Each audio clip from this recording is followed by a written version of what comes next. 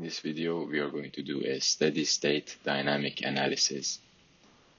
We apply a displacement amplitude of 10 micrometers at the top of the specimen and vibrate it at its natural frequency, as determined in the previous modal analysis. In ultrasonic fatigue testing, the machine operates under displacement control, meaning that the stress amplitude in the specimen is governed by the imposed displacement. By adjusting the displacement amplitude at the top of the specimen, we can control the resulting stress level in the gauge section. So in this video, we are going to evaluate the stress distribution and verify that the maximum stress occurs in the center of the specimen. What is the stress level in the center of the specimen? And what is the M factor, something called M factor? Define M factor and find out what the M factor is. So we have the maximum stress level in the middle of the specimen and zero displacement there, and at the top of the specimen we have zero stress and maximum displacement. So you start by creating two new partitions for a more structured mesh, choosing the line in the middle and point normal to that, and two more partitions.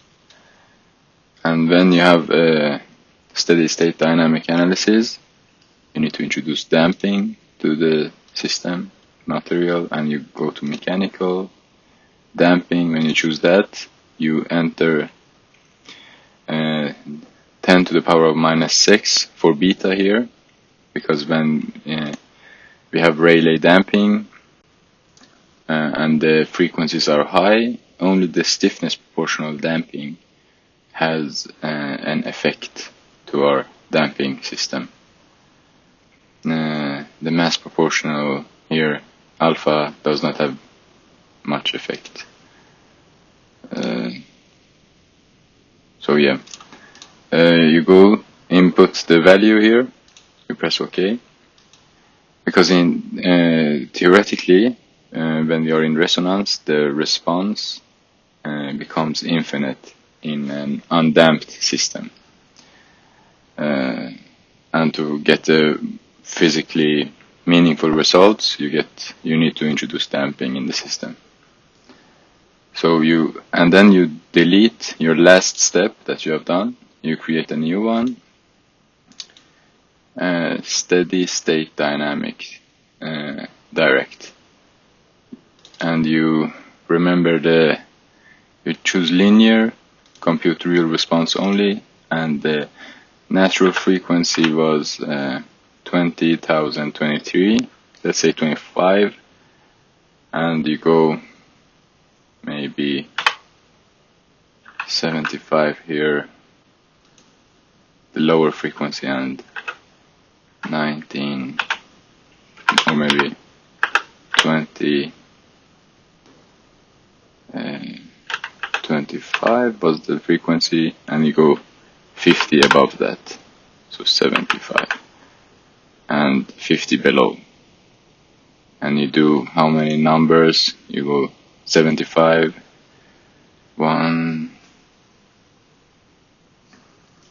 you just do something, maybe 10 is enough. You press OK, and you do a boundary condition, choose a displacement on top of the specimen, hold shift, and the direction 3, you go 10 micrometers is 0.01 millimeters.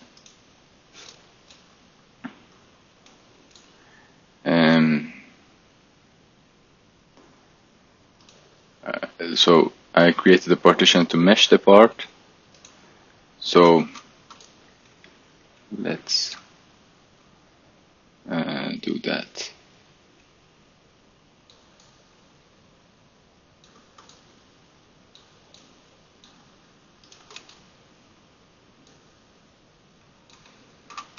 this looks fine.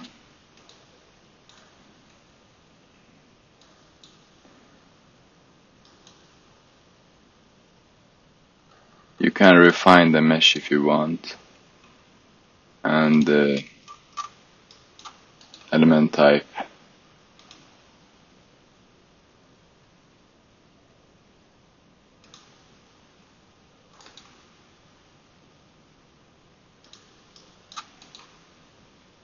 Hexagonal, structured.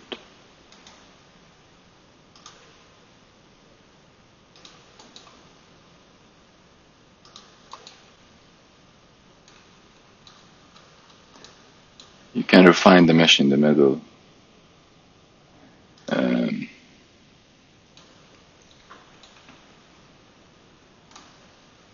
You can choose the middle here and go from 0.8 to 0.6 or 0.5 even, and apply the same for the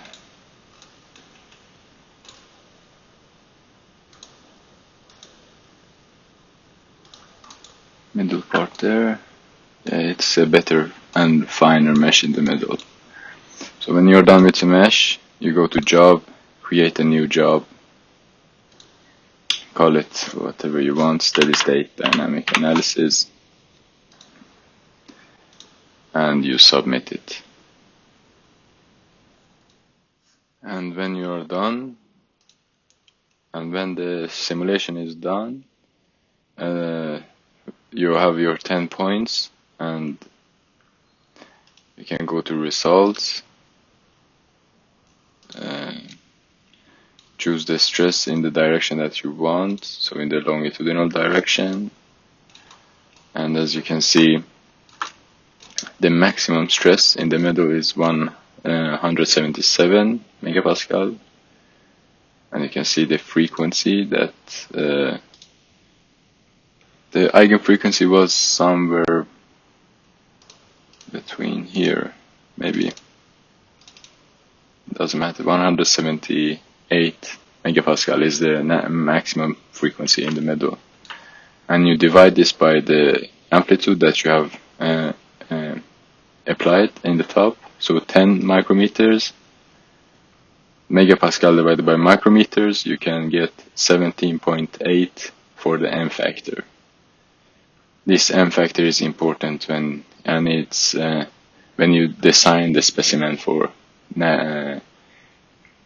ultrasonic fatigue testing. So you can design with the M factor. So thank you, and like and subscribe if you learned something.